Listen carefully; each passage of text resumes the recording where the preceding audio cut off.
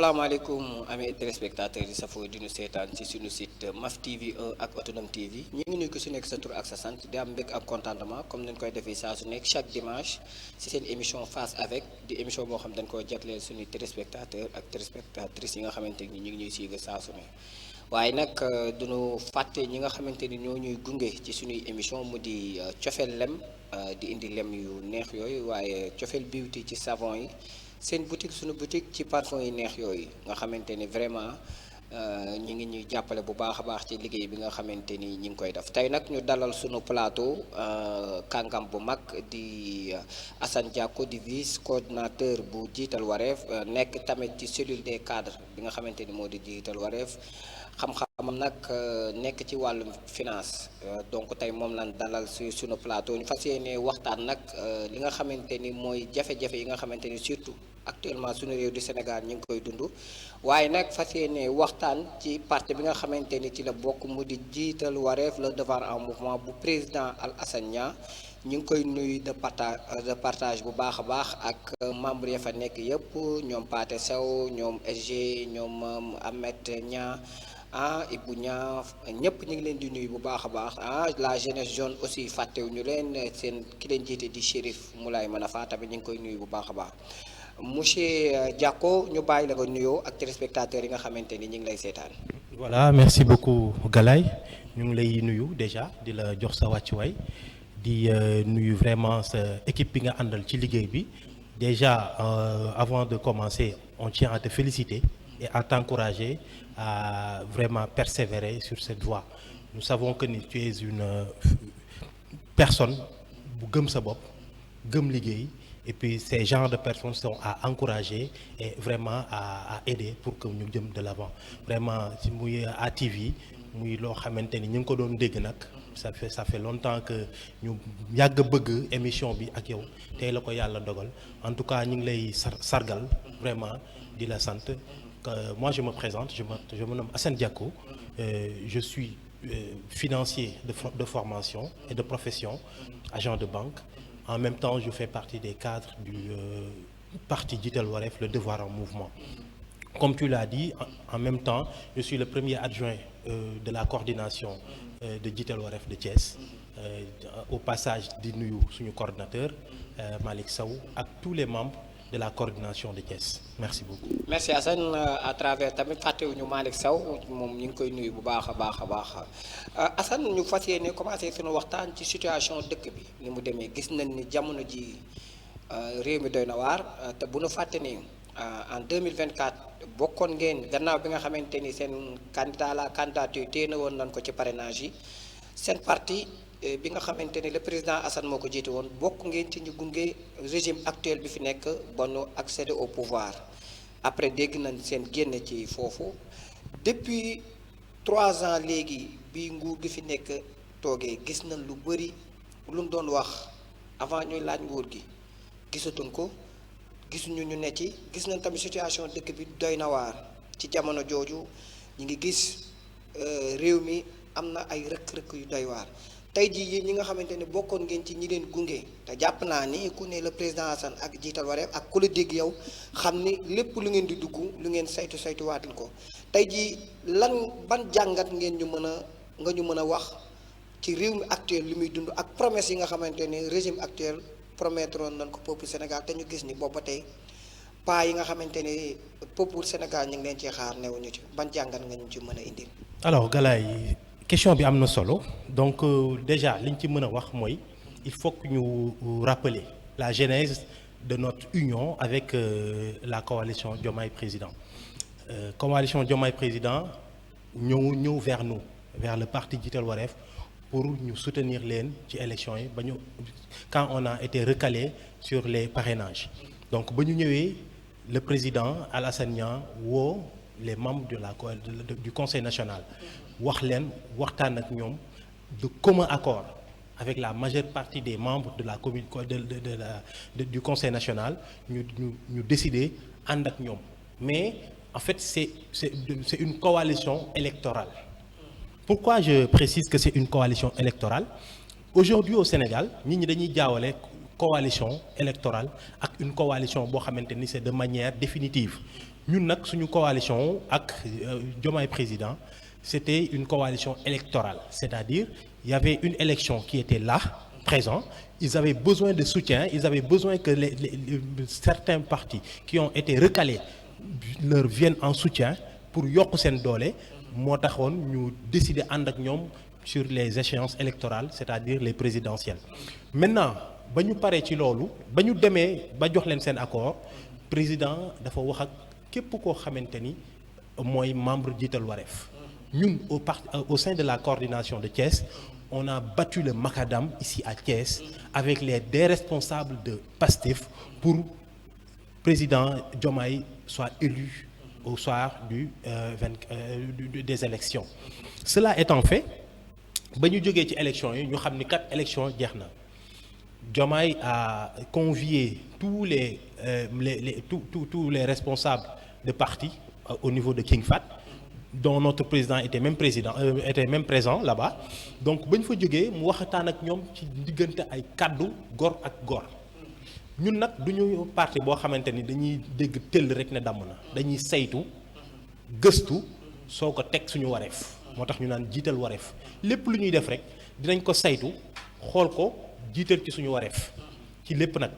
Donc dans ce contexte ñu toog xool ñu bàyyi leen nag benn instant toog xalaat bàyyi leen ñu doxal ñu gis kat fii ñu jëm vraiment du lu ñu Sénégalais yi soxla. Parce que en fait il faut que des fois qu'on rappelle à nos politiciens, je dis bien politiciens, que moomuñu dëkk bi. Pourquoi je dis ça?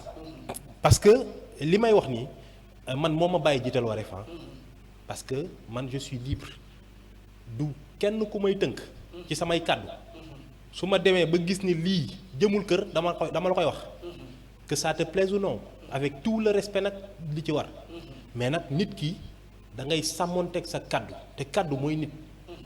Je pense que ni Diomaye ak Sonko bien vrai que les gens ont tendance à dire il y a plus de Sonko Diomaye, ils vont diriger ensemble parce qu'on les a élus ensemble. Sonko moom moo ñu jox Diomaye ñun on ne connaissait pas Diomaye moom moo tax tey képp ku sonn moom mu def ko donc du ñëw ba fii di dellu ginnaaw non les Sénégalais ne vont pas accepter cette forfaiture. On ne va pas accepter que des gens tapis dans l'ombre taxaw def lu leen neex ku ci nekk naan ko yaa sàcc mango ba kii naan ko yaa sàcc limon bi non. Quand tu n'es pas d'accord que ñii naan président da nga war a wàcce le premier ministre pour réew mën a dox yow. bokkoo ci ñoom tu sais Galaye gis nga il faut qu'on respecte les Sénégalais. Galaye réew du caaxaan te ba ñuy jox Sonko ba ñëpp naan Sonko la moom it mu tourné ne Diomaye la kenn sexalu ko lem. Nous on connaissait pas Diomaye nous on connaît pas Diomaye maintenant nit ki nag doo ko jiital ba pare di ko faxastal. On est dans une république il faut qu'on respecte la république déjà mooy que ni c'est inadmissible de voir un premier ministre et un président en fait di xiiroo ko ngaayoo comme ay xale quand même. On dirait que sax ni on entend toujours seen biir wax day mel ne ñaari discours ci benn gouvernement. Exactement loolu c'est normal. Exactement am ay ministres yu ànd ak premier ministre am ay ministres yu ànd ak président c'est quoi ces histoires maintenant c'est les Sénégalais en fait il faut que les Sénégalais jugent eux-mêmes. Gis nga Galaye j'appelle à la retenue déjà le président de la République ainsi que son premier ministre dama leen di wax ni là c'est un message que je dois faire passer mooy que ni réew lañ leen dénk nañu xool yàlla ci li ñuy def mais nañu respecter les Sénégalais ci seeni actes ci seeni paroles mais surtout ci seeni jëf yi nga xamante ni ñu ngi koy def vis-à-vis des Sénégalais. Galaye dëkk bi dafa metti Galaye les Sénégalais souffrent le Sénégalais lambda bi nga xamante ni tey jii mi ngi yaakaar ci ñaqam pour dundal ay doomam dundal njabootam dafa am lu muy xaaree président li muy xaaree président déjà mooy lépp loo xamante ni dafa ñëw di impacter directement sur la population mu mën a wàññandiku ba ñu mën ci accéder comme ça tey jii su lekk yombee naan yomb dëkkuwaay yomb yooyu c'est des trucs yoo xamante ni tant que mi ngi wàññeeku rek nit ñi dinañu mën a dal mais dëkk bi tey fépp ay baax Galaye tu n'es pas sans savoir que aujourd'hui au Sénégal, même en fait notre balance commerciale est plus que déficitaire. Aujourd'hui, on nous parle de dette cachée, mais c'est du n'importe quoi. En fait, moi, en tant que financier, quand j'entends Ousmane Sonko parler sur la dette cachée, vraiment j'ai les larmes aux yeux. Parce qu'il ne comprend absolument rien de ce qu'il dit. Aujourd'hui, un État, comment ça se gère? L'État day dem outil financement. Su ñëwee financement bi en fait les bailleurs du ñu jël xaalis bi jox ko État. Dafa am benn circuit bu muy jaar, que ce soit aux Nations Unies, que ce soit dans des organismes financiers yoo xamante ne ñu ngi dans les kii. À chaque fois soo xoolee dans tous les pays il y a am na benn organisme boo xamante ni mooy veiller à ça. Aujourd'hui au Sénégal qui veille à ça, c'est la BCEAO. Parce que tey jii je te donne un exemple.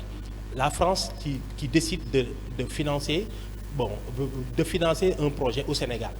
Du jël xaalis bi en tant que Macron jox ko Macky Sall, non, ça ne se passe pas comme ça. Dañuy jël xaalis bi parce que France déjà suñuy xaalis bokkul, ñoom euro la ñu am, ñun ñu am CFA. Donc tey jii convertibilité xaalis boobu il faut que mu jaar dans un organisme qu'on appelle la BCEAO.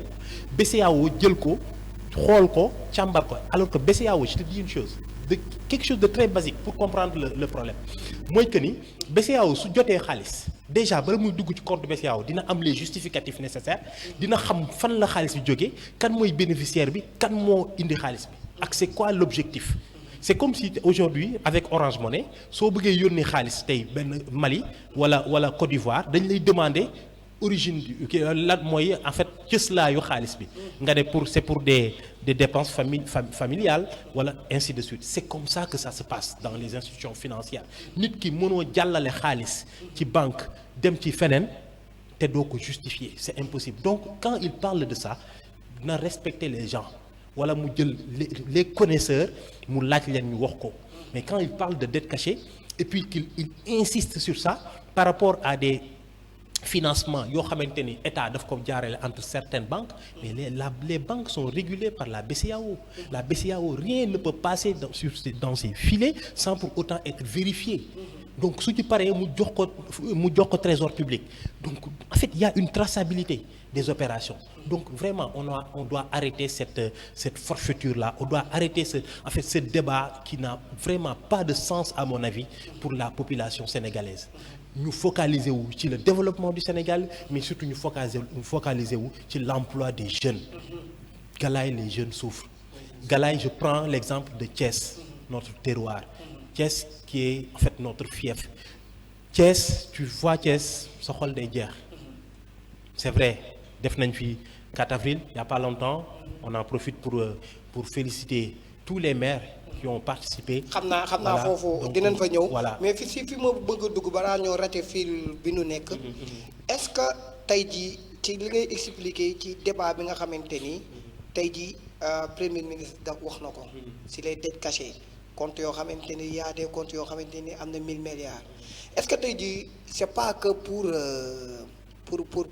attaquer le régime actuel bi nga ak régime bi fi newoon muy le régime de Macky Sall. Moo taxoon ñu wax loolu parce que gis nañ ni jàpp nañ fi ay nit ku mel ni Farba Ngom jàpp nañ ko ci plus de 150 jëm kaw des milliards fi mu mujjee moo ci ay téléphone tey gis nañ ñu génn ko te ba tey gisuñu benn condamnation buñ ko daw. Jàpp nañ fi Lat Diop jàpp nañ fi Mansour Faye tant d'autres personnes yoo xamante ne jàpp nañ leen ñu ci bëri tey libéré na leen ñii ñi ngi ci bracelet électronique. Est-ce que tey jii bëgg tey jii justifier jàpp jaroon na yenn yi, est-ce que tey jii waruñu woon toog ba am lu leer parce que tey jii boo xoolee discours yu ñu tenir yëpp c'était juste pour mën a jubal fenn pour mën a jàpp ñenn tey jii est-ce que loolu jurul coow yi. Écoute Galaye gis nga cas boobu c'est vraiment c'est comme li may waxaat rek day ñëwaat, il faut qu'ils apprennent à respecter les Sénégalais. Gis nga ils ont fait 2 ans de pouvoir, l'heure n'est plus à la parole mais à l'acte. Galaye dëkk bi les gens n'ont plus besoin des gens yoo xam ne dañuy nekk di kebetu nga baal ma ci wax bi kebetu bi dafa mooy ñu jëf gi nag fi ñu koy njëkkee mooy déjà ñu xool lan mooy souffrance su sénégalais yi suñ ko xamee jëm ko saytu taxaw ci man pour man foofu la leen sénégalais yi di xaar.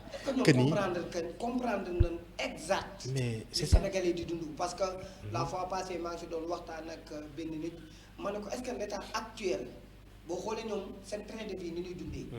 ak réew mi tey fu mu ne est-ce que ñoom xam nañ exact lan la leen sénégalais yi fale woon ak lan lañ diglante woog sénégalais parce que bu ñu fàtte ni bi ñuy fal sénégalais yi c'est pas que ñoom ñoo fi ëpp xam-xam. peut-être amoon na benn discours boo xamante ni. ñu ko doon tenir boo xamante ni képp ku am xel xam nga ni li ci ëpp c'est pas lu mën a ne parce que bu ngeen ñu falee 2 ans changé bu ñu fàtte woon ni le premier ministre comme ni nga ko doon waxee sax parce que foofu lu tax ma kontaan fa bi nga ko waxee que ni force ñoom ñaar ñoo war a ànd gouverner bu ñu fàtte woon le premier ministre moo ne woon bés bu jëlee réew mi Sénégal moodu yi dinañ jógee bitim réew di ñëw fii ay tubaab sax dinañ ñëw di immigré si waxoon na jën yi dina ñëw ba ci tefes bi des choses yoo xamante ni tey jii lu ci bëri waxoon na ko tey jii gis nañ fi réew mi toll gis nañ fi réew mi toll. non écoute yooyu tey jii moo jur di.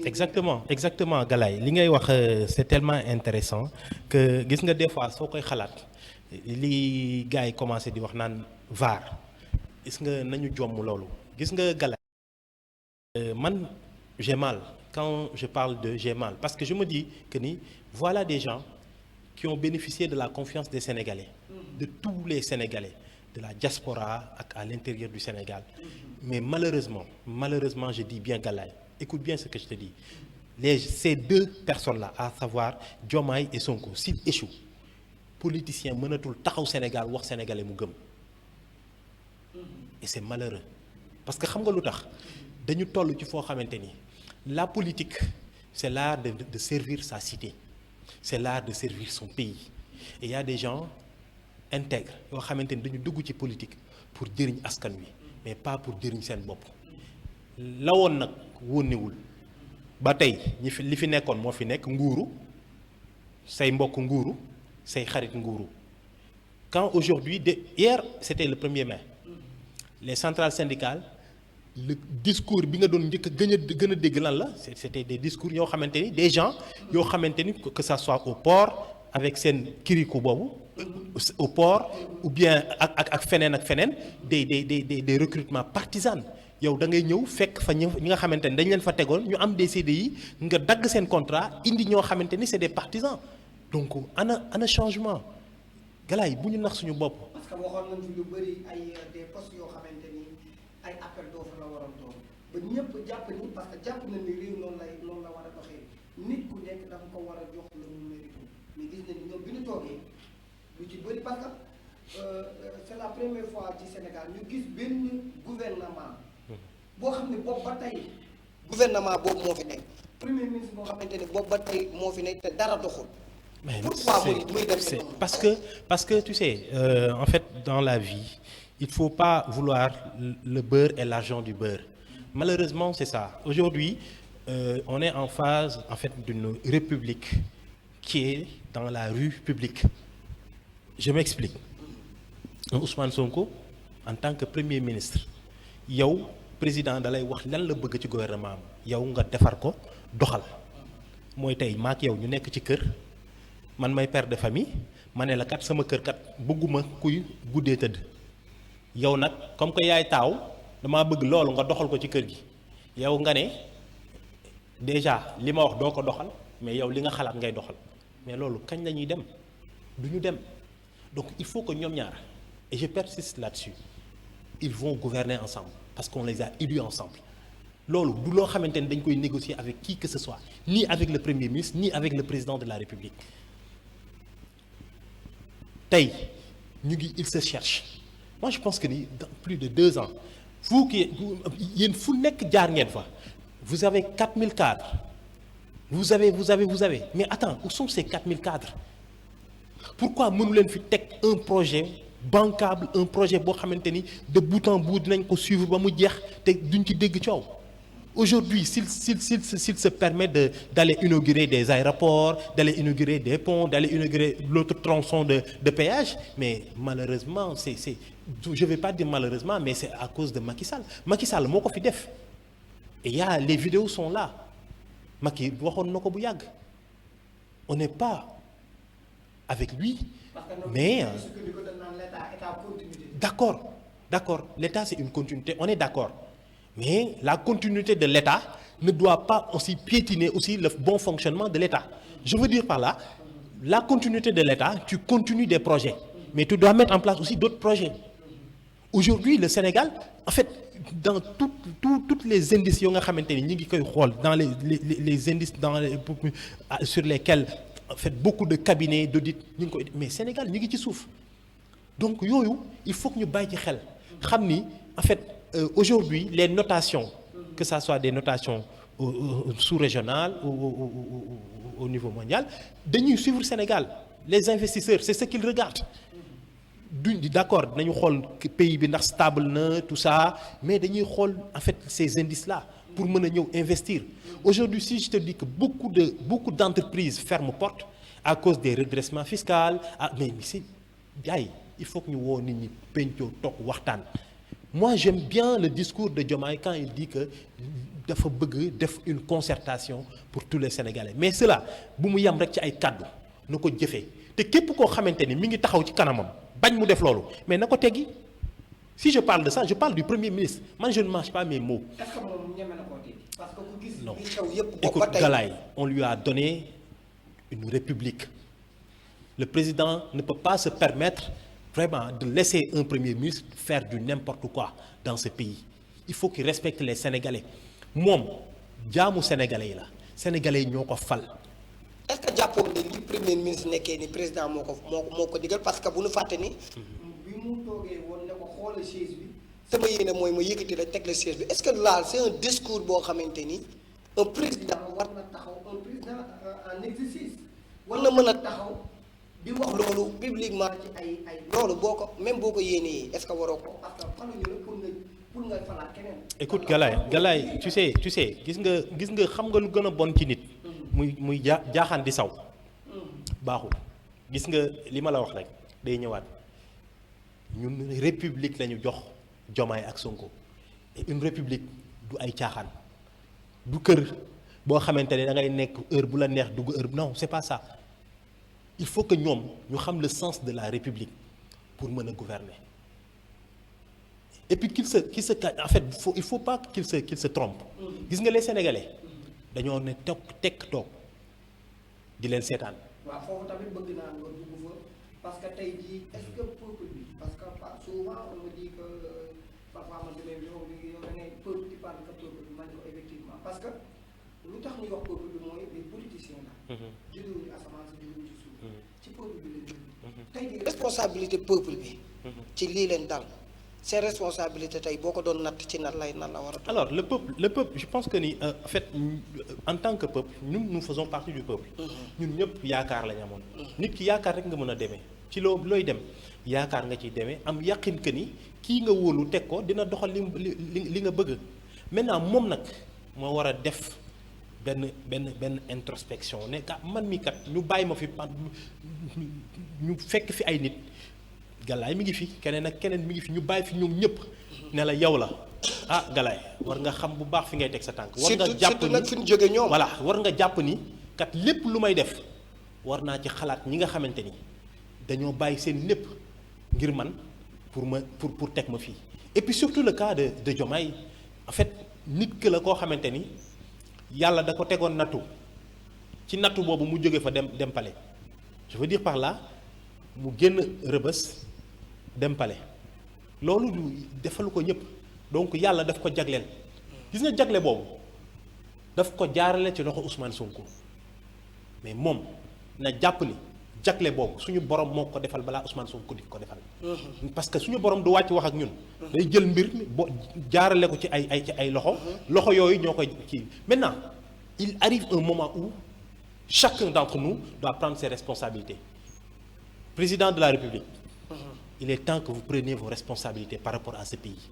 Parce que dëkk bi metti na les paysans souffrent les étudiants souffrent les marchands ambulants souffrent même les fonctionnaires souffrent parce que si tu prends des ponctions yoo xamante ni di ko ponctionner ci salaire u jàmbur nga dem Auchan ñu fayee ko la 1% nga dem di jënd ordonnance xoolal mbir boobu ni mu sensibiliser ordonnance ñu ne la da ngay fay 1% de taxe nga demati di jënd essence ñu ne la da ngay fay 1% de taxe maintenant c'est 1% là dañ koy defal ko ci sa salaire est-ce que ñoom yokk nañ ko ci sa salaire non maintenant ñi nga xamante ni tey jii amuñu salaire nag j'en passe. Donc il y a tellement de problèmes yoo xamante ni aujourd'hui war nañ ci taxaw le problème du Mali j'en profite pour vraiment pour présenter nos condoléances au peuple du Mali. gis nañ le président Assane Niang daf ci exactement le président a déjà fait un communiqué là-dessus il a même envoyé une lettre de présentation de condoléances à son excellence Assimi Goïta. Donc yooyu c'est des problèmes stratégiques yoo xamante ni en fait dafa taxaw dañ ko war a régler déjà. En commençant par nos frontières. suñu frontières yi comme ay tami. surtout ku ñëw dugg ku ñëw génn. donc il y a vraiment des problèmes yoo xamante ne dañ ko war a jël à bras le corps que nekk fii naan yow yaa ma ne woon mani la quoi. vraiment loolu il faut que ñu denc loolu te ñu xam ni réew lañ leen dénk. ñu ngi jëm ci ay échéances. pour les élections yi ñëw. mais aujourd'hui soo xoolee Pastef coalition Diomaye ci loolu lañ nekk loolu lañ gën a focus. voilà surtout foofu laay ñëwee. gis nañ ci jamono ji réew mi fi mu toll. ñu ngi doon xaal l'état actuel indi ci ay solution mais ci jamono jooju gis nga ni bërki démb ñu ngi dugal loi L29 L30 dugal loi ba pare maanaam dañ ko waroon waxtaane doo koo dugal mais dañ koo dugal ba pare ne kaa leen waxtaane donc boo pare boo xoolee ñoom loolu ci seen il faut que ñu dox ci réew mais ñoom ñu ngi lijjanti les élections de 2000. c'est-à-dire mettre les charrues avant le bœuf. voilà est-ce que loolu nan la mën a nekk. gis nga li ma lay wax rek. gis nga dañu nekk ba tey ci tappale. gis nga Galaye. yëkkati micro bi. Galaye réew du tappale. mon cher. réew du tappale. réew du caaxaan a koy téye. moo tax à chaque fois quand je vois ce genre de truc da nga may tuuti. ma lancer un message déjà. à tous les partis politiques, commençant par notre parti politique qui est le Jiital Wareef, le Devoir en mouvement. Moi, je pense que des leaders comme le président Assane Niang war nañu xalaat war nañu xoolaat bu baax a baax seen taxawaay am nañu taxawaay mais war nañu gën a jëmmal seen taxawaay ci réew mi parce que le pays a besoin d'eux parce que dëkk bi fi mu nekk nii fi mu jëm il a besoin de tous ses fils. ba pare moom am na responsabilité situation dëkk bi. exactement parce que bokk na ci ñi jàppale ñi. exactement des fois tu parles avec quelqu'un mu ne la pourtant yéen da ngeen leen jàppale woon c'est quelque chose qu'on assume d'accord mais comme je l'ai dit yaakaar dafa fort te yaakaar rek lañ ko tegoon suñu leeroon ni nii la ñuy def non du ñu mës a ànd ak ñoom mais nag ñu ngi jëm ci ay élections. ku ci nekk nag na xam fa nga sa cëggal guy xam li la war ku ci nekk na xam sa na mesurer ce niveau de responsabilité yaa ngi dégg personnel mais sa responsabilité vis-à-vis de la population sénégalaise. De la population foofu laa ñëwee ñu dugg ci le président Assane comme ni ma waxee da ci am responsabilité parce que tey jii fi ma bëgg ñëw mooy côté ni ñuy tànnee candidat ni ñuy créer leader au niveau du Sénégal. maanaam nit day am problème moom dépense wala mu doon liggéey fee ñu dàq ko mu fexe ba doon appareil politique donc nit dem doon jaay taabal ñu dàq ko mu ñëw fexe dugg ci politique bi donc ni ñuy duggee ci politique du doon loo xamante ni danoo toog jàngat ko comme ni ñuy déggee parfois le président seen président di ko wax le président Assane Niang tey jii ku mel ni le président Assane Niang li ngay wax nii. li ma la ci bëgg a yokkal bari dëggal ko mooy moom dafa am responsabilité ci réew mi ci ñaari côté bi jiitu mooy yàlla da ko may xam-xam muy doomu Sénégal ku ne xam na ni dafa am xam-xam ci réforme institutionnelle ak gouvernance publique xam-xamam màcc ci tabax réew yamu ci mais mu koy def ci réew yu bëri lu toll ci 87 pays muy Afrique Caraïbes Pacifique bi ñu koy dégg Chine ci réforme seule unique bi di ko dégg Jamaïque di ko dégg fu ne muy jàppale réew yooyu ñuy jëm kanam donc kon moom am na ñaar yu ko war doomu réew mi la mu am xam-xam bu mën a yóbbu Sénégal parce que réew yi muy jàppale ñuy jëm ci kanam jàpp naa Sénégal bokk na ci réew yu gën a ndaw mu doon tamit candidat bëgg réew mi bëgg taxaw doon candidat lan moo tax tey ji genre nit yu mel noonu liggéey bi mu war pour sénégalais yi xam ko maanaam newu leen ci man je dirais que jiital wareef la wala président bi la wala population bi la ba nu mën a toog ba ay nit yoo xamante ni ñi ngi jógee feneen ñëw toog ba nu jox leen réew mi ci ay wax yoo xamante ni ay wax keneen parce que un président personne mel ni un président Alassane Niang su ñëwee ne mën naa yóbbu Sénégal ci kanam buñ ko laajee am na ay réew yoo xam ne teg na ko yoo xamante ni dama ta fàttewu ma ne tamit bu nu fàtte ni en 2014 réforme institutionnelle yi am Sénégal ba nu yokk kii moom moo ko def donc kon kooku am na vécu pourquoi ñun yéen on sait de jiital wareef xaw ma ci yéen la xaw ma seen président lan moo tax ba tey le président Assane ni nga xamante ni moom la war a nekk appareil politique au niveau du Sénégal ba tey nekk ko. alors merci beaucoup Galaye ci question bi donc question boobu li ma la ciy répondre déjà mooy que ni gis nga àdduna soo ci nekkee nga nekk ci yoonu dëgg à chaque fois dañ naan la vérité ne prend jamais les ascenseurs ça prend les escaliers mooy que ni du loo xamante ni day gaaw maintenant contre vérité ça prend toujours les ascenseurs mooy gën a gaaw gën a gaaw gën a yemb foofu lañ toll ci réew mi mooy que ni tey un parti comme Jiital Wareef je suis fier d'appartenir à ce parti je rappelle que Jiital Wareef c'est pas seulement un parti mais c'est l'humanisme au vrai sens du terme déjà mooy que ni c'est un parti pas comme les autres partis su ma nee pas comme les autres partis j'ose dire c'est pas comme Pastef boo xamante ni y a un seul constant muy Ousmane Sonko lu mu wax la ñu wax lu ñu non c'est pas ça au sein de Jiital Wareef le président amul sax sañ-sañu jël une décision jël ko forcer ko les personnes non ça ne se passe pas comme ça tout se discute on se discute en fait lépp loo xamante ni jëm na dans le sens d'une décision boo xamante ni dañ ko war a jël dina ko woote ñu waxtaane ko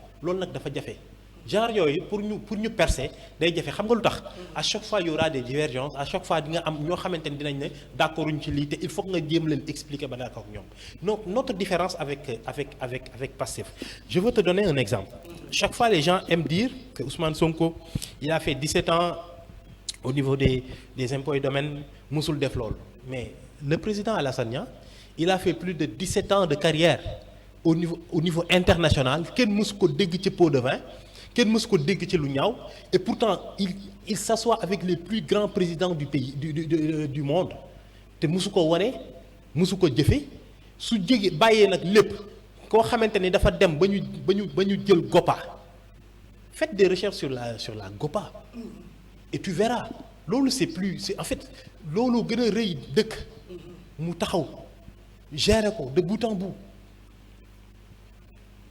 UACP nga coordinateur non mais attends il y a tellement de responsabilités bi nga xamante ne gàll nañ ko ci ndoddam mu doxal ko en main de maître te kenn déggu ci dara mais c'est pas pour me jeter des fleurs Ousmane Sonko il a fait combien d'années aux impôts et domaines 17 ans mosuñu ko dégg mais moi je suis dans les finances plus de 12 ans je suis dans les finances kenn mësuma dégg ci fi ñàkk fayda kenn mësuma dégg ma lubal xaalis mais loolu c'est facile au Sénégal il y a tellement de Ousmane Sonko au Sénégal faut pas que les gens jël Ousmane Sonko def ko un démiurge c'est pas un démiurge moom dafa toogee wareefam ñu nit am na ñu toogee seen wareef toog jàpp seen ñàmbur mais suñu différence mooy que ni jëluñu tama yi ak bool yi di tëgg di wax ni ay fii la ñu jaar ak fii la ñu jaar mais au Sénégal il y a des gens intègres il y a des gens qui vraiment tey jii mën nañ leen jàpp ni teg seen loxo ni vraiment ñii ñu jar a dénk réew nañ voilà. kontaan nañ ci loolu donc foofu la ñuy tàbbee pour dugg nag ci Jiital Wareef parce que il est temps nag ngeen expliquer ñu Jiital Wareef d'abord comme on le dit le devant un mouvement création bi dégg nañ dañuy dégg parfois ci président te man ci moom laa ko mos a déggee quelqu'un boo xamante ni dane bi mu bëggee dugg ci politique il fallait que mu toog 3 ans pour gëstu pour taxawal parti loolu moom loolu moom doo ko dégg nit yi di ko wax gars yi moom da nga leen di tuumaal ci dara rek ñu jaaree fa doon appareil politique. donc foofu laa bëgg nga waxal ñu Djita Waré parce que tey jii comme ni ma koy waxee parfois les gens te disent que ni bon yéen da ngeen di am ay parti yu ngeen di gën a prôner et tout ça mais suñu devoir ñun au sein de MAF TV et ATV c'est une chaîne de télé boo xamante ni dañ ko créer pour aider la population donc bu ñu gisee lu dul dëgg ni ñu mën a taxee di ko kaas di ko wax bu ñu gisee loo xamante ni dëgg la tamit dañuy xeex ba mu taxaw parce que loolu tamit mënoo nekk di kaas rek naan lii baaxul te nga seen lu baax fee nga ba ko lan nga ñu mën a wax ci création Djita Waré fi mu ni ñu ko créé ba ni mu àgg fi parce que loolu dafay soxal parfois les gens qui regardent pour ñu mën a xam parce que comme li may wax rek Ousmane Sonko xaw ma lan la réussir mais il a réussi à réveiller les gens mais da leen a yee ba pare xamul fu mu jëm ak ñoom kon donc gars yi li nga doon wax sànq sa biir wax que ne sénégalais kenn dootu leen nax dañuy bëgg tamit lépp lu ñuy dugg ñu mën a xam lii entité politique bi nan la créé woo et ça parce que xam na ni président mosuñu koo tuumaa ci dara ba tax mu créé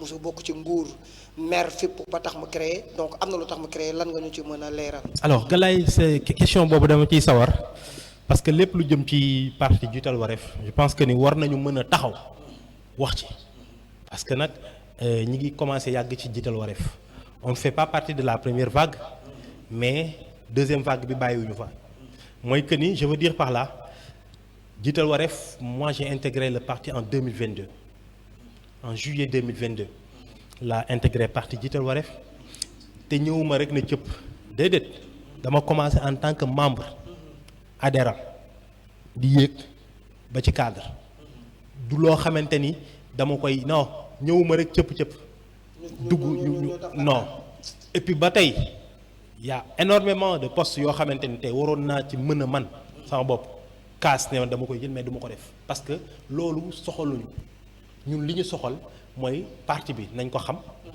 parti bi na siw parti bi na yaatu venant à la genèse de Djita Waré Djita Waré est un parti politique légalement constitué boo xamante ni il a comme leader le président Alassane Niang au sein de Djita Waré tu verras en fait toutes les couches sociales yoo xamante ni mi ngi au Sénégal son siège est à Thiès d'accord parce que président fii la soxee ko d'accord mais ça n'empêche que ni Djita Waré vraiment mi ngi ci dans beaucoup de régions du Sénégal si je prends l'exemple de Sokone avec notre frère Diamoudou qui fait un excellent travail là-bas. Je prends le cas de Dakar avec ñoom Mohamed ñoom secrétaire général ainsi de suite ils font un excellent travail là-bas. Maintenant le travail de fond. Djita Waré en fait li différence am avec ñooñu il y a un travail de fond qui se fait mooy que ni dañuy commencer ci suuf jëm ci kaw dans nos structurations dañuy commencer dans des points focaux. Djita Waré fi mu tàmbalee liggéeyam mooy déjà la détection de points focal.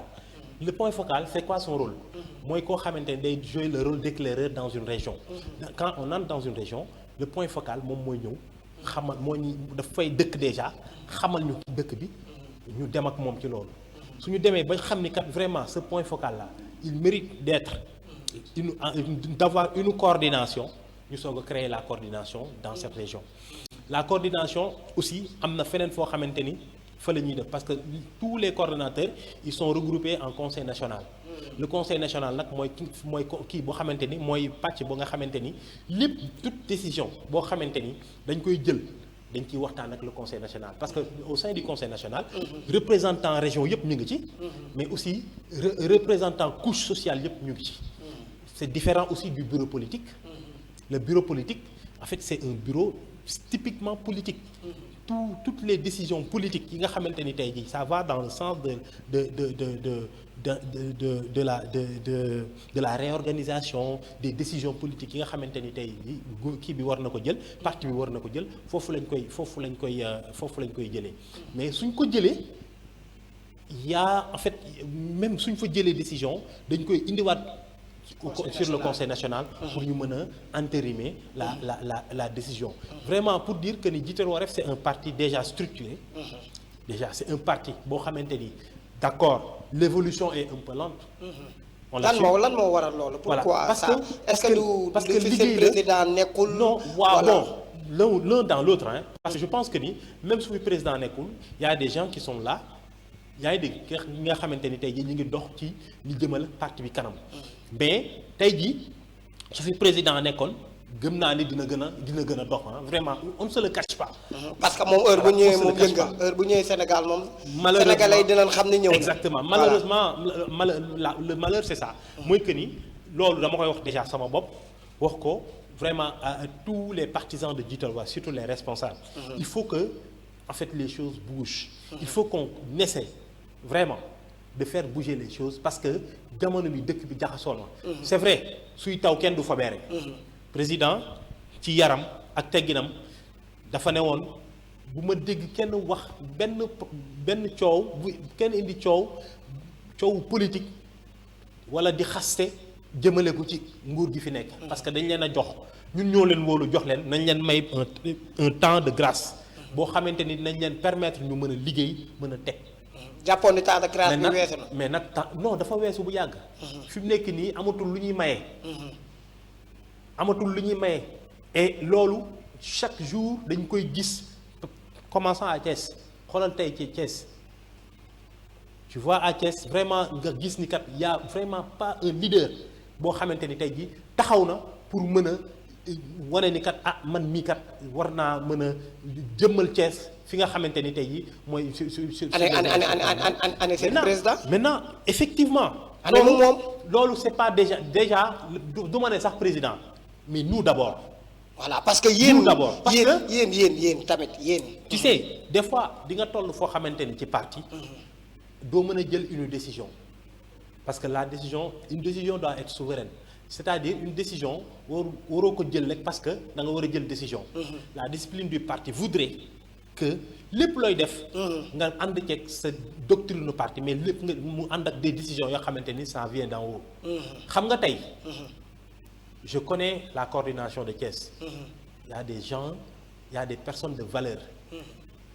ñu ci bëri ñoo xamante ni tey jii su jëm dëggal sa bopp kese la. xam naa ni mën nañ ko te mën nañ ko def biir Thiès. mais par respect à la discipline du parti bëgguñu jël décision ñu kenn du jiitu paaka ca. ci mbar ma donc mais paaka ba lañ gisul. non exactement président Assane paaka bi animul. maintenant mi ngi ci même le en fait le seul bémol est qu'aujourd'hui on est dans une situation boo xamante ni y a une structuration qui se prépare c'est-à-dire dañoo jóge ci ay élections y a eu beaucoup d'adhérents yu bees yoo xamante ni dañoo ñëw et c'est des gens yoo xamante ni tey mënoo leen jël jox def leen des membres simples. C'est des gens qui peuvent jouer les premiers rôles dans ce parti donc il faut que tey nga jéewaat réorganiser waat mais cette réorganisation là doit être faite de manière rapide de manière factuelle ñu teel ci jóge dem ci beneen étape muy état bu conquête parce que je pense que ni état bu conquête boobu aussi Jiital Wa su koy def du ko def moom kese dina ko def avec toutes les forces vives de Thiès. Je parle de Thiès parce que je suis de Thiès moo tax ma koy wax donc Thiès day doon aussi le miroir pour toutes les autres régions mooy que ni déjà une fois que loolu tegu on aura un candidat consensuel. Le candidat consensuel mooy koo xamante ni tey jii Thiès yëpp dinañu nangu ànd ak moom parti politique yëpp dinañu def en coalition parce que tey jii gëmatuma ni benn parti politique mënti na gagner une mairie. gëwuma loolu. li ma gëm mooy coalition mënta ñàkk maintenant kan nga war a coaliser ñan ak ñan nga war a àndal c'est des choses yoo xamante ni parti bi tey war na ci sëgg xam ñan la war a àndal balaa muy gën a. balaa muy trop daal gis nañ ci gannaaw dafagu ko. lu exclusivité gis nañ ko président Assane dégg nañ ko ci émission bu mu amoon Walf ci 4 avril bi mu joxe rendez-vous ci élection 2027 locales yi xam ni dina bokk ci élection yi ak Jiital Wa loolu naka ngeen koy préparer ak la maire actuelle bi fi nekk maire yi fi ne laay wax la maire Babacar Diop mi ngi fi ville xam naa du ñàkk ni président Assane bokk na ci candidat yi laaj ville bu fekkee dina dem élection wax na ko sax ne dina dem candidat bi fi nekk Babacar Diop gis nañ li mu fi liggéey du fi neex a jëlee gis nañ tamit le candidat maanaam gis nañ jiite maire Ouest Diagne ak l'autre maire là comprendre nga naka ngeen fas yéene liggéey ak maire yi nga xamante ni actuellement vraiment ñi ngi dawal lu niveau boo xamante ni est-ce que yéen am ngeen yaakaar ne tey jii mën ngeen bokk ci ñi nga xamante ni mën ngeen leen remplacer tamit. Écoute Galaye. Voilà parce que Babacar Diop Galaye je te dis c'est même pas le même niveau. ëpp naa def. Non c'est pas le même niveau Galaye au sein de Jiital Wareef il y a des personnes engagées il y a des personnes en fait ñu nga xam li ñu naan xale yu pare. ñoo nekk au sein de Jiital Wareef. je ne donne même pas l'exemple du président par rapport ak loolu et on le dit avec beaucoup d'humilité Galaye Ceesuwaay suñu bëggee dëgg liggéey nañu dénk mairie yi Jiital Wareef. mais da ngeen a wanewul lu tax ñu mën leen ko dénk. su boobaa dinañu xam ni nan la ak naka la si je prends l'exemple de notre maire mon grand frère Djité. Vraiment c'est pas en fait bokkul niveau yi bokkul comme ni ko gars yi di waxee gis nga mairie da nga koy xam da nga koy jàng da nga koy càmbar mairie du loo xamante ni du daayra quoi. du soppom bi non du daayra suukar non tu dis mairie du daayra. waaw yow moom mairie jiite du daayra. voilà non jiite il faut qu'il sache que ni mairie du daayra. su ma nee moom dafa jël mairie bi daf ko daayra. non déggoo li ma la wax mairie du daayra. foo jógee d'accord dañu bokk ci population bi. foo jógee ñëw boole ñetti nit ñeenti nit woote yuuxu ne man ma non c'est pas ça ban projet la fi jiite teg ba mu fi toogee ba tey projet boo xamante ni vraiment nit ñi mën nañ ci teg seen loxo ne ah lii kat jiite moo ko fi def. gis naa ko. lan bi. Barthélemy bi deux voix. ah non écoutez. deux voix Barthélemy bi mais deux voix Barthélemy day tax nit ñi lekk nit ñi naan est-ce que yow deux voix Barthélemy. soriw la non Pavagène dafa télé di bay woo président ne ko dem ko yow président ñëw war laa kii nga ne président bëgg naa yóbbu la ba foofu pour nga jàppale ma ci liggéey boobu yow loolu rek nga am attends loolu ban c'est que ñoom voilà man dafa ñoom dana am problème ban retour en investissement la loolu am pour Thiès Ouest parlons en toute franchise tey jii ñu defar loolu lan la mën a jural ci Thiès Ouest de positif en fait benn retour en investissement lan la ko mën a jural. parce que defar na ay douche ci école yi joxe na ay kit scolaire ci yenn écoles yi comprendre na def na mi ngi jàpp def na poste de santé may na leen garab tamit moom loolu la. man de j'habite. wala yow jàpp nga ni loolu du mairie. man j'habite Grand Standing. am nañ fa suñu poste de santé. jiite tabaxu ko c'est la responsabilité sociétale de Demba Ka. nga baal ma ci publicité bi. qu'on félicite et qu'on vraiment dañ koy remercier ñun la population de Grand Standing moom moo ñu ko fa tabaxal. c'est vrai mairie bi ñëw na fa indi fa quelques intrants def ko nag à grande pompe on a applaudi. jumaay Grand Thiès bi tamit gis nañ moom jàppale na leen da ci moquette. waaw bon jumaa Grand Thiès bi non jumaa Grand Thiès bi malheureusement. xam nga li ma lay wax rek. ils sont dans la communication pure et dure. mais une communication mensongère. je veux dire par là. tu me permets de préciser là-bas quelque chose. jumaa Grand Thiès le président Al-Hassane Niang moo fa def moquette yi en grande partie. dégg naa d'une valeur de 9 millions. maintenant jiite ba mu déggee wax bi la dem. ñëw di compléter te amaana li fa Al-Hassane Niang yóbbu su deful lépp tamit li fay des te est-ce que mat na 10 mètres carrés donc en fait il faut que les gens. saa yu mottali ko daal di génn indi télé. et président defu ko pour nit ñi wax ko daf ko def parce que c'est un fils du terroir.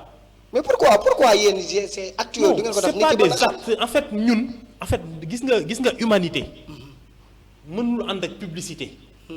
l'humanisme sa biir xol lay nekk da ngay def te yàlla tax defoo pour nit ñi def ko des tintamarres non ñun on est ñoo mag loolu moo tax ma ne la bis bu yàlla dogalee aujourd'hui Jiital Wareef jël une mairie que ça soit la mairie de Thiès Est parce que pour information on va concourir pour la mairie de Thiès Ouest Thiès Est et Thiès Nord ainsi que la mairie de la ville. ville moom ñemewu leen koo laal non Babacar Diop.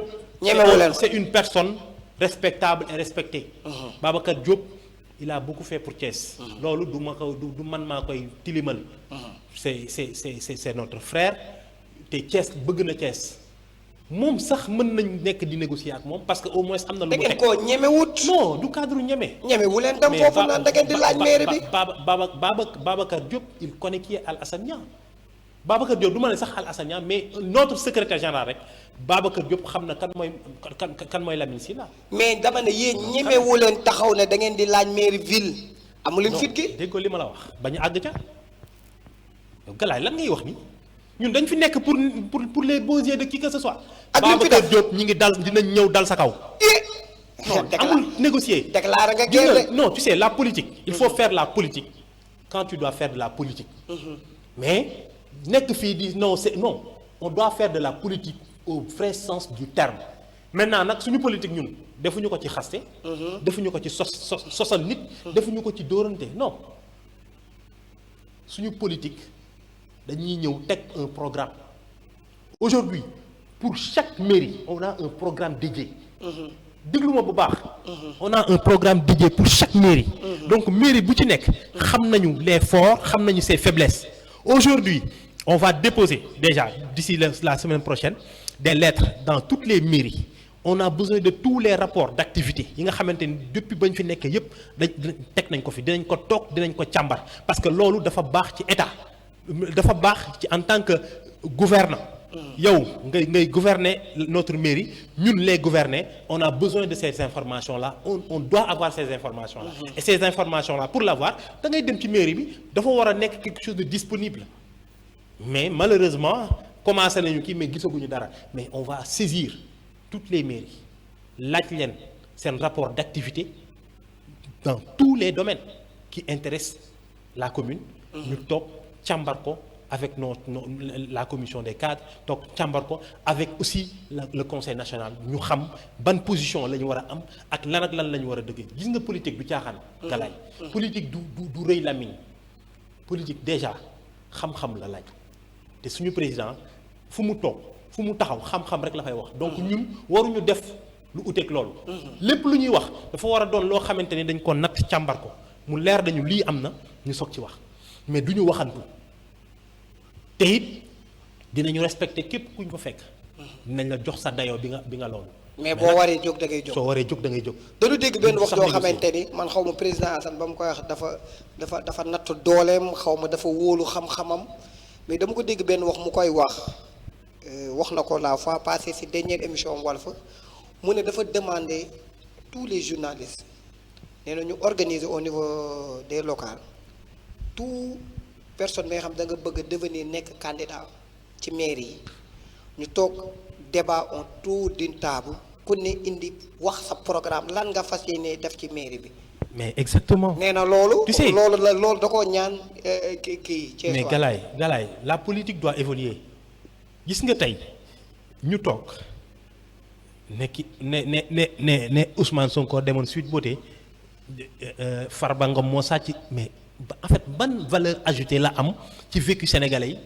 amul donc lan moo ñu mën a tey jëmale kanam mooy tey Galaye soxla na mairie Thiès Ouest. yaa ngi dégg une personne lambda soxla na mairie Thiès nañ toog débattre de manière civilisée ku nekk teg sa programme. ñu xool programme bi ci gën a alléchant programme bi nga xamante ni mooy jëriñ askan boobu. et puis ñu voter ko moo tax ma ne la aujourd'hui ñu ngi ci dans une logique boo xamante ni on veut avoir vraiment des candidats consensuels. Entend par consensuel une personne qui a un programme faisable, bancable et réalisable. mais doo ñëw taf yëngal wax ñu ne lii ak lii rek ñu topp la non loolu jeex na fi. ba pare gars yi dañu jàpp pourquoi gars yi jàpp ni maire yi social boo nee maire rek ñu ne social parce que séddale tabaski bu jotee nga séddale Pâques bu jotee nga séddale daf làmp daf dal comprendre rek daal ne am nga bilan est-ce que maire loolu la. Galaye dama lay cofal tuuti ci ñun li ñu waajal ci suñuy programme bis bu ñu jëlee maire yi di nga woote social doo gis nit. bis bu ñu jëlee ñun mairie di nga woote social doo gis ay nit parce que ku nekk di nga doylu yam ci sa bopp di nga am loo au moins loo suturloo ba doo soxla socialu mairie gis nga mbir mi du caaxaan xam-xam la. Thiès ak li fi ne Thiès société yi fi ne Thiès phosphate bi Thiès société ciment yi Thiès lam-lam nan nga mën a amee bijoux yooyu di génn trésor Thiès jogo région de Thiès dafa am ay biens yoo xamante ni tey ji population Thiès waru woon génn di dem fenn lan moo tax ba tey sunu ñi ñu dénk sunu dëkk bi mënuñoo avancer ci loolu. pourquoi loolu en fait gis nga dans les mairies. dafa war a am un bureau partenariat gis nga le bureau partenariat. dafa bokk ñun ci suñuy programme le bureau partenariat c'est quoi da di benn bànqaas boo xamante ni. lépp loo xamante ni. société la. nekk ci commune bi. dinañu am say filiale am say coordonnées toog waxtaan ak yow la responsabilité sociétale et sociale de l'entreprise dafa war a feeñ ci commune bu mu nekk. mooy que ni aujourd'hui on ne peut pas accepter tey jii Thiès Ouest ni mu toll ak usines yi ci nekk képp koo xamante ni je prends l'exemple de EDK. EDK ñaata doomu aadama ñoo fay liggéey moom ñaata nit la mën a jël ñuy liggéey. tu as vu mais tey en tant que maire war nga mën a louer des partenariats avec ces chefs d'entreprise là ñu mën la jàppale ci tey suñu soxlaa main d'œuvre dañuy dem mairie bi bureau partenariat dafay am en fait day am benn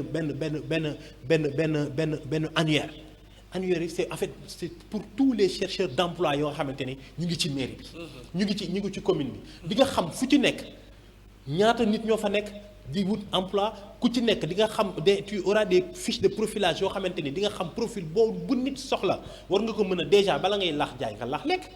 nga jël leen ñu liggéey en même temps il y a tellement de en fait les projets de pavage là. tey ñiy pavé c'est malheureux tey jii ñaata nit tey ñoo mënoon tey dëkk Thiès Ouest di def pavage mais gisuñu projet bi. dañoo dem dénk ko ñeneen. waaw surtout côté boobu moom bëgg naa nga ñëw fa. lan moo tax complexe bi am ci les maires ci ñàkk gëm ci doom gis nañ ko ci 4 avril bi invité naa fi des artistes ñu toog wax ko bëri na ci affaire décoration verte jaune rouge bi nga xamante ne sunu tailleur yi mënoon nañ koo defar noonu waxante dëgg woddu ay garab verte jaune rouge nga dem jëli nit ba Dakar. mais complexe mairie bi nga def ci ay kii lan moo tax complexe bi am ci sa doomu dëkk parce que ñi la jox. boo amee looy joxe ñoom nga ko war a jox. alors pour foofu dama naan man du ma d'accord ak yow ci loolu. dans une seule mesure mooy que ni. ñun. suñuy ndawu dëkk. suñu amul fulla ci li ñuy def.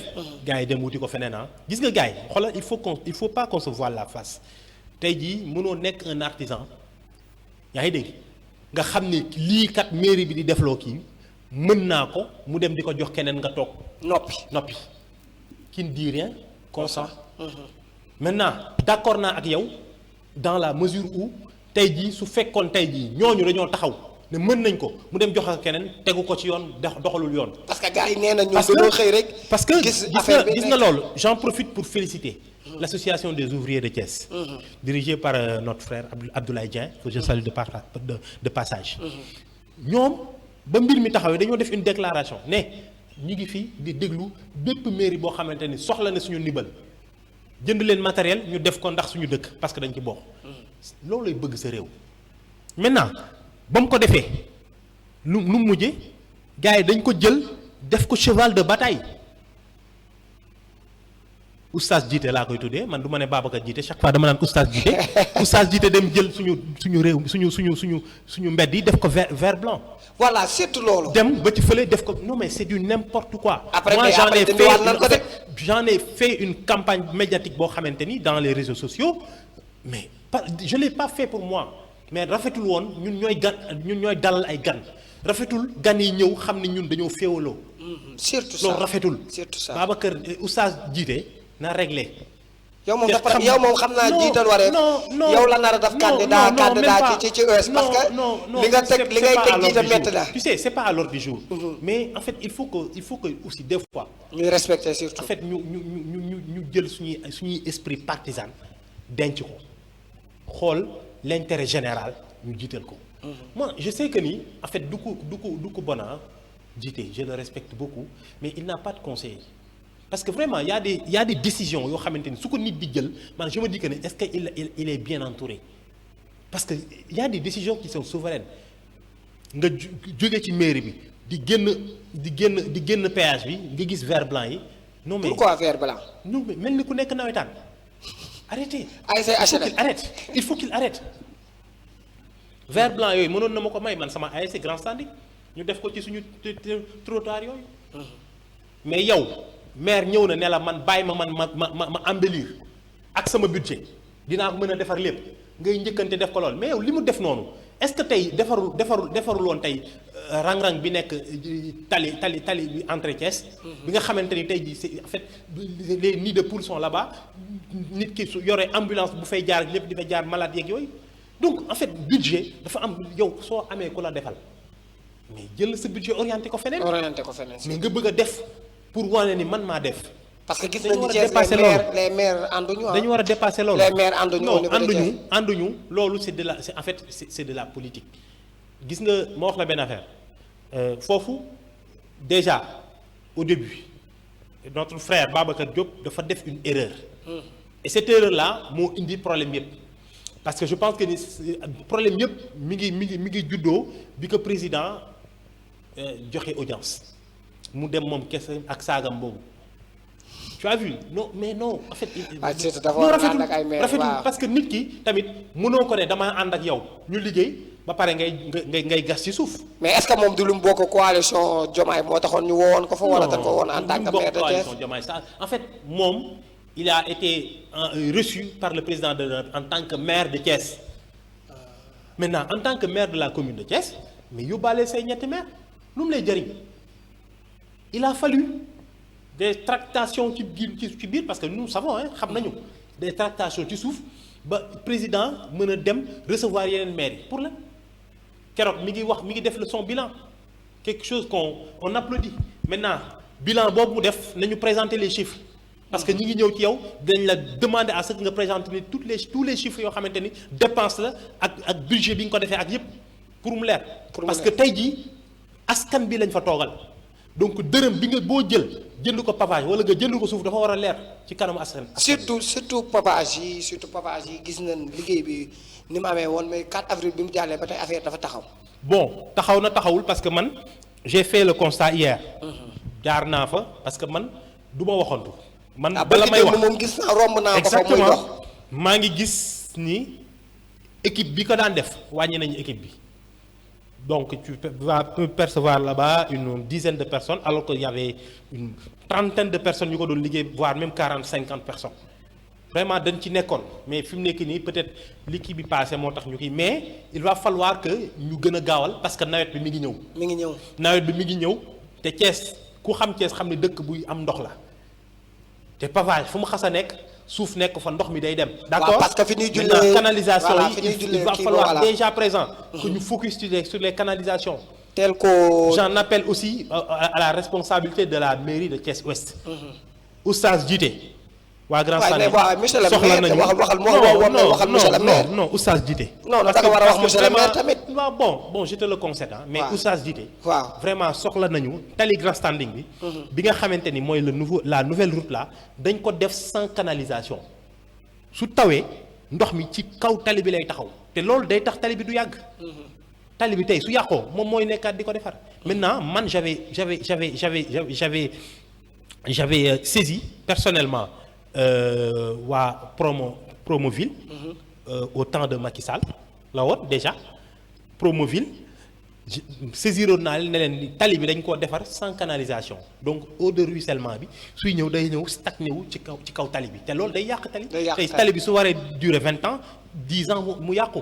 te loolu c'est pas à la bénéfice de la population. donc jiite loolu soo ci mënee taxaw. nga gis en apport xëy na tey fi nga tollagu ma fa yow yaa gën a mën a gis tey le directeur de la Promoville nga waxtaan ceeg moom ñu trouver ci solution. comme ça balaa nawet bi mu doon une mauvaise histoire. pour le bien des populations thiessoises. ana jeunesse zone bu jiital wareef mouvement des femmes seen woote bu rëy bi ngeen fi woote woon nga xamante ne vraiment mën naa ne c'est la première fois nit di dafa rentrée politique yóbbu ko foofu. ana mbooloo mi. alors Galaye li nga wax dafa am solo. déjà je commence par la jeunesse jeune. di ñuy Chérif leen Moulay nuyu. ak ñoom jàmbaaru jiital wareef yooyu. voilà ñoom Tayfour et tout ça. man dama jàpp ni man jeunesse jeune laa bokk. parce que man Baye Fallu parti bi laa. képp koo xamante ni mës nga ñaqal parti bi rek. vraiment on te dit merci. la jeunesse jeune voilà des gens engagés. pour le bien du parti rien que pour le parti. xooluñu dara gisuñu dara. aujourd'hui ñu ngi continuer di répartir dans toutes les universités du Sénégal. Il y a des jeunes jeunes qui se créent. Donc c'est un travail de longue haleine mais un travail qui nécessite un suivi régulier. Un suivi régulier parce que c'est des gens yoo xamante ni tu les regroupes ils ont des programmes ils ont en fait des idées yoo xamante ni il faut qu'on les mette en œuvre. On doit les dañu war a tey jii dañu war aujourd'hui di utiliser déjà seen liggéey gu baax bi nga xamante ni ñu ngi koy def au sein de la jeunesse jeune pour le bien-être du parti. Je pense que ni ils peuvent beaucoup apporter au parti et que le président vraiment war na leen gën a dooleel gën leen kartanal surtout côté initiative dañuy jël ay initiatives yoo xamante ni baax na ñu leen ci fekk si vraiment de manière vraiment désintéressée. Par rapport au mouvement des femmes. Le mouvement des femmes par contre foofu war nañ ko xoolaat.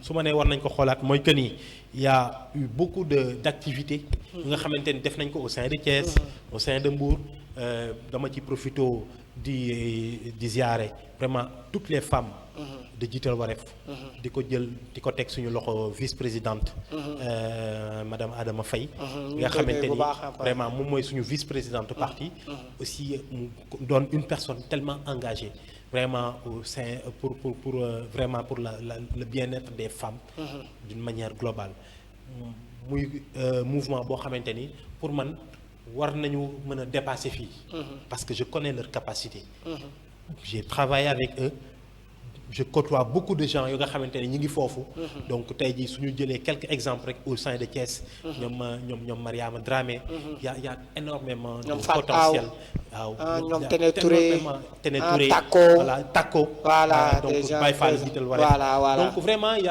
a des gens Asi yoo xamante Boré ni voilà xam moo jiite seen exactement ñooñu ñëpp c'est des valeurs sûres c'est des valeurs sûres yoo xamante ni ñu ngi au sein de Jiital Wareef yi nga xamante ni parti bi tey war na leen mën a gën a utiliser. Fejoor tamit ñu ngi koy nuyu de passage Fejoor exactement Fejoor qui fait un excellent travail dans la zone nord. war nañ koo invité sax sur le voilà plateau donc ñu ngi koy ziara. di ko jox wàcc waayam di nuyu waa Médina Fall. vraiment ñoom ñëpp ñu ngi leen di nuyu les braves femmes de Médina Fall. ñu ngi leen di nuyu au passage. vraiment Assane kontaan nañ trop doon la dalal suñu plateau Jiital Wareef. damay jàpp ni ñoo bëggut a dem parce que ku la dégg ni nga waxee xam-xam gi nga wax ci côté xam-xam indi nga ko mais ci côté politique tamit sentir nañ ni quelqu'un boo xamante ni mën nañ ni am nga part ci li tax Jiital Wareef kenn dégg ko parce que li nga wax ci politique yëpp gisuñu nga jàll baat gisuñu nga wax joo xamante ni tey jii mën nañ tiit mais lépp da nga ko teg ci xam-xam. da ngeen a war di gën a tamit ñëw ci plateau yi pour expliquer Jiital Wareef donc amoon nañ mbégte bu baax doon dalal lan ngay tàggatoo. alors merci beaucoup Galaye di la remercier aussi di wax ni c'est vrai que ni émission bi yàgg nga ko bëgg mais des fois gis nga nit ki da ngay toll foo xamante ni da ngay tënku tey dans le cadre de notre fonction amuñu woon droit déjà di génn télé di génn publiquement di def kii. maintenant loolu nag dañ ko jël jëndee ko suñu taalibe ci biir Jiital Wareef tey jii loolu yëpp c'est derrière nous di wax waa Thiès que ni nañu waajal Jiital Wareef dina samp Jiital Wareef dina teew Jiital Wareef dina taxaw aussi di woo képp koo xamante ni sa réew ñor na la bëgg nga sa réew nañu jàpp ni tey ay nit gën a taxaw pour jëriñ seen réew tey la nit ay nit gën a taxaw pour sàkku ci seen réew ñu ñëw ensemble ñu defarandoo Sénégal mais waaje tàmbalee ko déjà Thiès mi nga xamante ne mooy suñu dëkk mooy suñu terroir fii la ñu xam lu mu guddi Thiès donc vraiment ñi ngi sant di gërëm di la remercier aussi ci dalal bi di remercier aussi sa cadreur bi ñoom ñëpp vraiment ataaya bi neex na trop parce que exigence la woon nee naa la ndax ataaya moom dina am su ataaya ak caaf vraiment encore une fois di remercier la coordination de Thiès le devoir en mouvement coordination de Thiès ñu ngi leen di remercier bu baax di leen feddale suñu kóllëre ak suñu cofeel ci liggéey bi nga xamante ne président sant nañu ko kenn matul nag man je pense que ni tey jii ñëpp a mën a def erreur ñëpp mën a am des imparfaits mais on doit se compléter sur tout ce qui vient je pense que ni tey jii Djité Waref loolu la gën a soxla dara nag xewul mais làbbalu fas taxut a fas raw donc dañuy wax teg que ni nañu mobiliser wu derrière notre président te liggéey pour Thiès rien que pour Thiès nañu jël ñun ñëpp suñuy intérêt crypto personnel teg ko ci ginnaaw jël Thiès teg ko suñu kanam man de dama jàpp ni su fekkee ni ñun ñoo gën ci Thiès yàlla nañu fi yàlla teg su fekkee gënuñu ci Thiès yàlla na fi yàlla teg ci gën ci Thiès su boobaa Djité Waref na ànd ak moom asalaamaaleykum wa rahmatullah. jërëjëf Assane ñu ngi doon kontaan comme ni ma koy waxee doon la dalal sunu plateau nga nekk nit ku am solo ci biir Djité Waref te ku la dégg émission bi ni mu demee parce que émission bu war a def 45 minutes durée presque 1 heure ak lu teg donc lu am solo wax jooy am solo moo tax mënuñu ko woon a daggal malgré li ñu bëggoon a wax yépp sax waxtaanu ko ndax xajul ci benn émission mais vraiment ñu ngi kontaan baax di leen wax ni tamit Sénégal rawatina Thiès besoin nañu xam le président Assane parce que comme ni ñu koy waxee rek nit la koo xamante ni ku nu pratique ku nu gëstu la xam na ni Thiès bu ko amee mën na ko jëmeel ci kanam comme yeneen leader yu mel ni moom kon donc am ngeen liggéey boo xamante ni comme ni nga koy waxee que Djité Waref am ngeen liggéey bu baax pour président Assane Thiès waaye gën koo xam mais tamit sénégalais yi gën koo xam te donc liggéey boobu ñu ngi leen ci xaar donc comme ni nga koy waxee rek kontaan noonu nan bu baax a baax di la dalal di nuyu seen leader le président Alassane Niang ñu ngi koy nuyu bu baax a baax di nuyu son vice président parce que seen parti moom da ngeen a respecté respecté ngeen parité parce que gis nañ ni moo jiite di góor waaye jigéen la ci topp di madame Adama ñu ngi koy nuyu bu baax a baax. di nuyu voilà Galaye nga may ma rek j'avais oublié parce que xel day fatu semaine passée dañu am un décès un membre de notre parti Djité Waref en l'occurrence madame Seck nekk Dakar il a perdu son mari donc ñu ngi koy masaw di ko jaale borom këram bi génn àdduna muy vraiment une valeur sûre de Djité Waref vraiment koo xamante ne il a côtoyé Tanor Dieng vraiment une valeur sûre maman ñu ngi lay masawu di la ñaanal yàlla jox la xolu muñ te incha allah dinañ fa dem jaale ko incha allah. di jaarale waale tamit tàgg ko ci yaayam voilà yaayam bi wàññeeku tamit. tàgg ko aussi vraiment ñu koy masawu. ci yaayam bëgg président Assane vraiment non nit ku baax. waaw ku baax nit ku baax nit ki moom soo baaxee rek. voilà da ngay bëgg président da ngay bëgg président voilà moom it ñu koy jaale di nuyu Ibou Niang. voilà tamit bu Gandiol. voilà ñu ngi nuyu Ibou. voilà loolu moom l'homme fort de Gandiol laa koy voilà woowee. c'est ça voilà Badara Sow. Badara Sow tamit Menz borom Sofraco vraiment vraiment da nga naan toute la coordination de Thiès. dirigé par Mbaye Babacar. voilà voilà donc on a des voilà depuis donc on a des valeurs sûres à Djité Waref vraiment ñoo xamante ni tey jii on n'a rien à envier aux autres partis politiques. donc li ci des nag. xam nañ ko te dinañ ci dem incha allah. dinañ ci dem di nuyu tamit la jeunesse zone bi nga xamante ni ñi ngi nekk lycée Malick Sy bu Thiès nga xamante ni ñi ngi parrainé seen 72 heures bi le président Assane.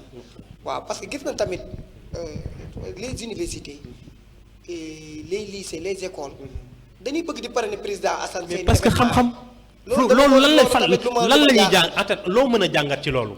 xam-xam rek a wóor. xam-xam rek a wóor. mais nag malheureusement Sénégal gis nga xam-xam. nit ñi duñ ko càmbar. gis nga rëy làmmiñ moo fi ëpp ko xam-xam. bon su ma taxawul dinañ fi defaat beneen émission.